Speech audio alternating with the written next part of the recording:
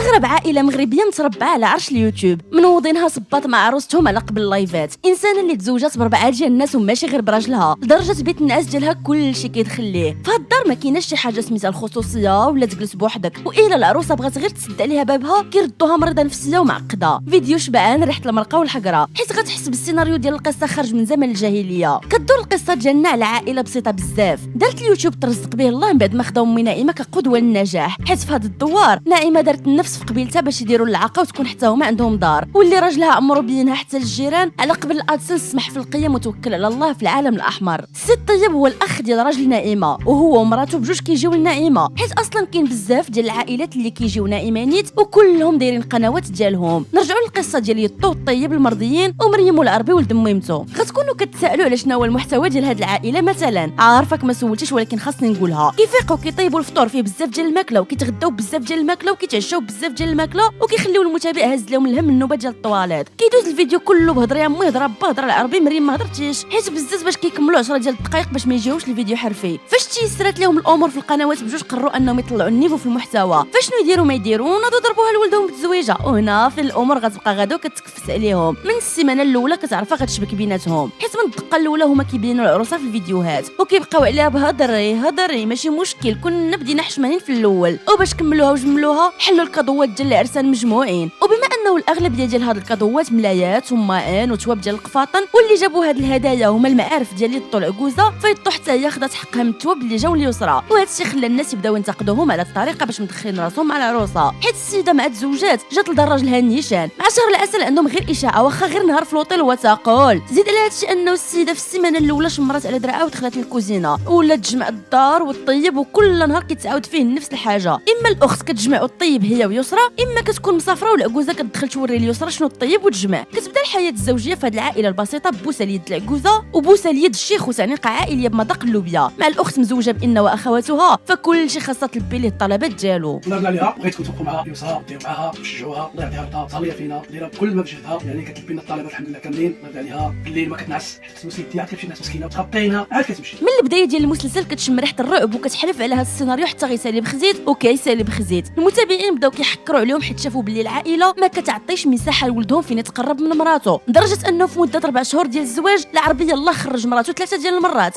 اول مره خرجها دات دير التحاليل ديال الحمل وتهلا فيها بزعزع وبوكاديوس، حتى كتقول صافي ها هما بجوج وكيطلع لنا القمر ديال باه. ثاني مره خرجوا بوحدهم برعها عصير وكاوكاو في الطبيعه، بلاص ما زعما يطيبوا شي طاجين بجوج ويعيشوا الرومانسيه ولا يدوزوا شي نهار حميمي. وتقول ثالث مره كيخرجها لشي قنت في الدرب ديالهم وكيوكلها الزريعه، واولاد اللي عباد الله وكيديو بنات قسمهم المحلبه يشبعوا 2 دراهم ديال الحرشه ولا ملفي ولا كاس درايب، ولكن على الاقل لوسه سوسه داتها ضربات الحمص وحلوه من بعد ما دوزت معاهم 3 شهور. الناس كعاو عليهم حتى كيفاش ما كتريحوش من الفيديوهات والتدخل ديال الفلوس اللي حقها منهم حتى هي، لانها كتصور معاكم وخسر عليها 2 دراهم ديال الزريعه والسيده حامله وفيها فقر الدم. الانتقادات بقاو غاديين وكيكثروا على اساس انه العائله ما كيتهلاوش في عروستهم، ومن فوق هذا الشيء وعدوها يشريو لها التليفون وداروا بناقص في الوقت اللي بنتهم عندها تليفون وحتى هي كتحكم في الدار والري والشوار ديالها. وبما انه الضغط كيؤدي للانفجار السي الطيب كعا راجلها طلعها في لايف وبدا كيقول لها شنو تقول للناس باش يبينوا بلي المشكل كاين في المتابعين اللي كيتهموهم، وداك الشيء علاش بدات كتقول للناس بلي لا بحال امي وسيدي بحال با. الغد ليه عاوتاني العائله طلعت في لايف اخر وشيخه بدا كيقول لي يسرى هضري يقول للناس حنا ما كنتعداوش عليك، وبزز البنت باش قدرت تحل فمها وعاودت قالت داك الشيء اللي كيقولوا ليها هما نيت. وبيوم دابا وهما كيسمعوا راه معنا تقريبا 800 واحد غادي تجاوبهم دابا هذوك الناس اللي تيهضروا غتجاوبهم دابا.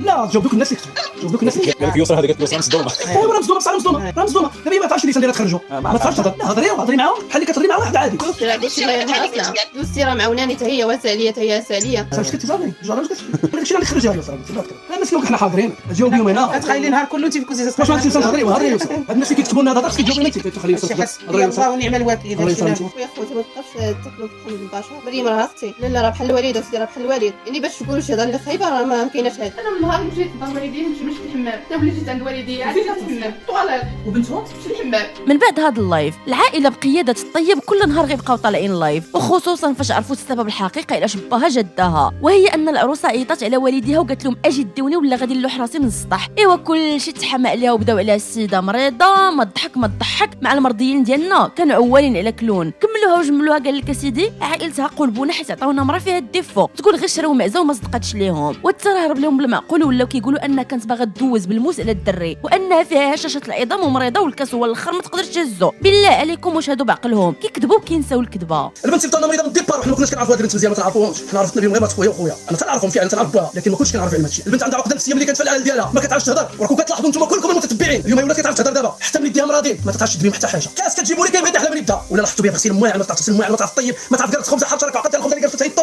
ما عرفتش تقرصها بزاف ديال الحوايج. انا قوالي مريضه تعرفت عليها ما عرفوني عليها عطوني ما تخرج معاها ما بغاوش يعطوني مرتين تخرج معايا داروا لي الراو الدو انا دورت في وجهي حطت لي موز الخط ديال الخضر حطيته لي هنا وعاود كتسد راه كتكون على الطبق كتنوض كتدخل البيت تقفل عليها عندها شي مرض نفسي الله اعلم وديما مكلفه وديما معبسه ما تضحك ما تضحك ما والو. انت دابا تخرجي باش ما بغيتي تقولي اللي بغيتي قولي حنا اخر فيديو هو هذا باش نعطي لك موشنايف باش تخدم راه ما تلقاش شوف هذاك الشيء مخلي في قلبي وقفي معاها وطلعي لها القناه بغيتي تطلعي لها انت القناه بتطلع قناتك بعدا. اقسم بالله العظيم تخرجي باش ما بغيتي تخرجي الا وليت خرجت بشي فيديو قولوا لي انت ماشي راجل. واخا قال لك ما غاديش يعاود يجبد الموضوع ديالها عاود جبد الموضوع ديالها. وصراحه هذا الشيء اللي كيوقع فاش الراس كيكون خاوي وما كتعرف ما دير في المحتوى. المهم هادشي كامل غادي يخليها تضطر انها تطلع في فيديو وتدافع على شرفها لدرجه بدات كتوري الشهاده انها بنت بحكم انه راجلها قال بلي حشمت نفضحك وتشوهي والفهم يفهم. وعاد بدات كتعاود على المعاناه ديالها معاهم وانه واخا كان فيها الوجع وهي حامله قالوا لها وجدي الفطور ونديوك للطبيب. هاد الخرجه ديالها غير ما زادت كعات الطيب وولد ميمتو حيت هاد السيده اللي معاها هي بنت خت نعيمه. ايوا العدوزه ديال الطيب ولا كيكتب الشعر في السبان. واصلا هاد المشكل اللي واقع حرك كاع قبيلتهم ولا كلشي كيدخل مصاريف من هاد المشكل حيت عائله على قدها بالخوت ولاد العم الخال والجد والجده والتصيله كلشي عنده قناه وكلشي باغي يعطي الراي ديالو في هاد الشيء. شي اللي خلى الاراء تنقسم بين مع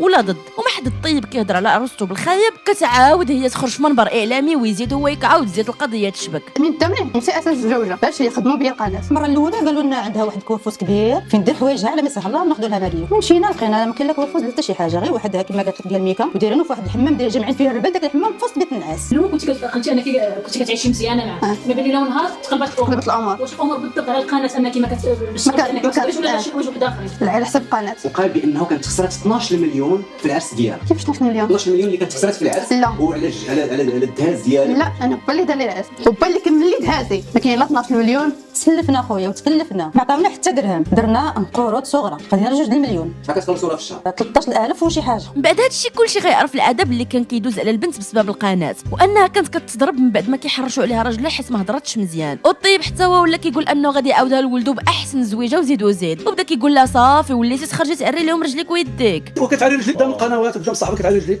رجليك عريانين وكتعري لهم دراعاتك يا مريضه خلوق تقرضها بوحدها كطيحها بوحدها كتزرقها بوحدها. وفاش كتسمعون كيفاش كيهضروا على هاد الدري اللي قريب يولي اب كتحس بحال الا كيهضر على شي دري صغير خايفين عليه ومكبرين ليه البقره بحال انهم قال لك باللي العربي 1000 وحده تمنى ولدي وباللي ما حد با كاين في الحياه ما يحتاجش ولدو يضرب تماره. بخصوص ثمن حاجه راجل وسيد الرجال اللي تيقول لك انه ما تيخدمش ما تيخدمش تيخدم مرة تيخدم هذاك كيعرق وينشف كيجيبها بالجابين ديالو ولكن حد باقي له طيب كل حبيب وبقى له الطو ما محتاج حتى واحد. هاد السيد اللي تمناو نعمه سيدي العيالات والدي حيدوا لختو البيت اللي عرقات ونشفات باش تفرشها وتعيش الحياه وبما انها لوسه مرضيه قبلت تعطيها ليهم. هاد العروسه اللي طيبت لهم حتى بلوكاو بيت الماء وجمعات الدار حتى مشاو ليها البصامات بالليل ونهار قال لك معكازه ومعفونه وطلعت فيها الديفو. كتعرف الطيب كلشي ولكن حيت ما كتعرفش الطيب الشرن ما صدقاتش رجوله. الشهور هذه باش جات عمرها ما خملت بيتها تخمل ولدي وانا صبروا هذا الصبر هذا اللي تنصبر انا ما كنتش نفضح هذه السريره كامتها في قلبي ونخليها ولكن هي من قالت هذاك الكلام اللي ما فياش انا نقول الكلام. انا عمرها ما سيقت ولا جمعت لي الركاني انا مريضه وتنوض نحك الركاني ونغسل هذاك لاباب وواحد النهار جاب لها خوتي الحوت ديال الشرن ما عرفتش تنقيه. ولا كيفاش ما تعرفيش تنقي الشرن واش امك معلمك واش ما كنتيش تخدمي شغل تسكت. انا حاجه وحده نقدروا ناكدوا عليها وهي انه يطو الطيب المرضيين والدين اللي يتمناهم اي واحد وخصوصا الا كنتي كسول ولا ما فيك ما يعول على راسك غير تقبلوك كيف ما كنتي غير كون مرضي معاهم. وداكشي علاش مريم هي الاميره ديال باها اللي كتقشب عليه وكتكريسيه في الوقت اللي الولد هو الدلوع ديال الدار اللي با مستعد يخدم عليه حتى الموت. بلا مريم ما كاين والو صراحه كشف عليا انا بزاف اكثر يا با تزافط مع الكريساج خصك تكريسي عليك الا ما خرجش حط 800 ولا 400 ما تكريسي داكشي اللي في جيبك كتحيد بعد ما الطيب المرضي طلب من الناس يدخلوا يتابوناو عند ولدهم اللي داير في القناه ديالو ولدي الطو الطيب المرضيين على اساس زعما راه شابعين شهره، ولا السيد كيقول على انه عنده الدلائل وما يثبت قانونيا بانه البنت مريضه وما صالحاش للزواج. تقول غير القانون كيعاقب على هذا الشيء. لا والزوينه قال لك غادي يطالبوا يدار لها التشريح باش يثبتوا باللي ما كانوش معدين عليها. وهنا ساسكت كثيرا انا عباد الله، حد دماغي قربت تجي سكته قلبيه. نتحداكم وانا غنصدموا المغاربه كاملين، شي المغاربه كاملين غادي يصدموا، العالم غادي يصدموا ان شاء الله. الحقيقه اللي غادي نحطوا حتى حنا عندنا دلائل وعندنا وثائق وعندنا حقائق وعندنا كل شيء ما يثبت غادي نحطوه ان شاء الله. عندنا بلادنا الحمد لله مقيومه وكاين القوى الحمد لله، كاين اطباء كاين دكاتره في المستوى اللي غادي دير لها تشريح فوقاش ضربت السيده، فوقاش الضربات عندها، كيفاش هاد السيده دايره. المشكل انه هضره جوج يخرجوا لك كذبه جديده ووجههم قازح. ما تبارك الله ولاو اخصائيين الاعصاب واطباء نفسيين ومحللين اقتصاديين، وفي كل لايف يعاودوا نفس الهضره، حتى غيخرجوا عاوتاني في منبر اعلامي كيطالبوا بحقهم ويزيدوا يبينوا باللي البكمه اللي عطاهم الله هي اللي فيها المشكل. عطوني السيده مريضه كطيح بالصرع، مريضه نفسيا ما تعرفش تهضر، ما تعرف تتكلم، ما تعرف تغسل الماء، ما تعرف دير حتى شي حاجه. اللي حطيتي عليها كتشوف فيها دير فيها ديك ما تعرفش تجي اما مريم واما يتو تكملها. ديك عارف وما خدام ما والو، بغيتي تزوجوا نزوجوا. انا مازال نخدم على ولدي، مازال نخدم على ولدي حياتي كامله نخدم عليه. والله الا كنت باغي نخدم على راسي اللي ما خلاتنيش. دارها هي وباقي في الفيديو قالت لك ما تمشيش، بقات تبكي بالدموع. عرفت الوالده قالت لها لا ما يمشيليش. ما نمشي علاش علاش تبكي؟ في الوقت اللي كلشي لاحظ على انه يسرى واخا كانت كتجيها الفرصه فين تكبر هاد الصغار وتكذب، هي كانت كتجاوب حدو قدو لا اللي زاد كعاني في هاد الشيء كامل وهو انه المشكل نايض على قبل القناه. فاذا بنت خت نائمه كتنوض تحليها قناه بعد ما المتابعين ديالها اللي كانوا عند الريكش الطيب بغاو يوليو كيتابعوها هي باش تفقصهم. انا امن بهذه القضيه ديال يسرى، امن بانها تظلمات. يسرى مشينا شرينا التليفون، اما كل شيء كنقولوا له اللي بغى يتعاون مع يسرى يصيفطوا لها هي في المرتها. دابا غادي نهزوا قناه من التليفون اللي مصاوبه فيه وغادي نديروها في القناه ديال يسرى، ولكن غادي تبدل الجيمايل وهي تبدل المود باس. ما يمكنش السيده غادي تطلق حيت كانوا كيبزوا عليها باش تبانو هي ما باغاش، وفجاه غتفرق معاهم ودير قناه ديالها. حيت اصلا كون كانت فيها قوه الهضره وعارفه لهذا الشيء ديال اليوتيوب كون عائله راجله حطوها فوق راسهم، حيت باغيه اللي يخلق لهم لومبيونس فلاشين. فشنو بان لكم؟ واش الا جاتك الفرصه بين يديك وغادي ينوض عليها بزاف ديال الصداع غتستافد منها ما حدا كاينه، اولا الباب اللي يدخل منه الريح غير سدو؟